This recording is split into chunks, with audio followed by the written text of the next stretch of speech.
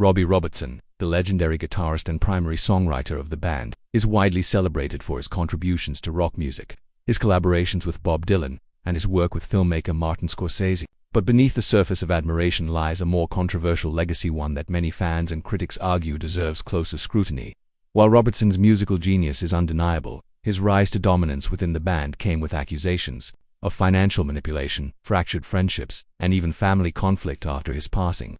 As the band progressed, Robertson increasingly took credit for songwriting, especially by the time albums like Stage Fright and Northern Light Southern Cross were released. Fellow members like Levon Helm felt sidelined, claiming Robbie prioritized ownership and publishing rights over collective unity. These tensions were not just behind the scenes. Whispers Helm publicly expressed his discontent in interviews and in his autobiography, arguing that Robertson's business moves left others like Richard Manuel and Rick Danko both creatively diminished and financially unstable. In fact, online fan communities and some music journalists have gone as far as to label Robertson as a villain in rock history, alleging that he hoarded credit while his bandmates struggled with addiction and eventually died penniless. This perception of betrayal was compounded during the band's final chapter, with Robertson's push to retire and film The Last Waltz, a farewell concert captured by Scorsese. While the documentary is hailed as one of the greatest concert films ever made, critics, including Helm, accused Robertson of monopolizing the spotlight, both literally and metaphorically, with others barely featured or acknowledged. Many saw it as a calculated move to immortalize himself while glossing over the disintegration of the group.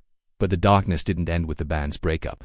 In May 2024, months after Robertson's death, his children filed a lawsuit against his widow, Janet Zuccherini, accusing her of financial elder abuse.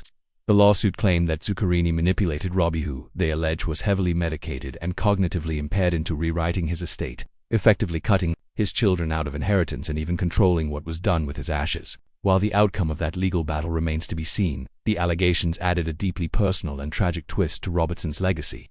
Ultimately, what emerges is a picture of a complex figure, a musical trailblazer whose drive for control and legacy may have come at the cost of deep relationships and trust. Whether he was a visionary trying to preserve the band's integrity or a shrewd operator focused on his own brand, the darker elements of Robbie Robertson's story remain part of the conversation. Fans must reconcile the brilliance of his art with the controversies surrounding his life and choices. Was Robbie simply misunderstood, or did he knowingly step over others to secure his place in history? The answer lies somewhere in the shadows. It's a discussion worth having. Drop your thoughts in the comments. And don't forget to like and subscribe if you want more deep dives into music legends and the stories nobody tells.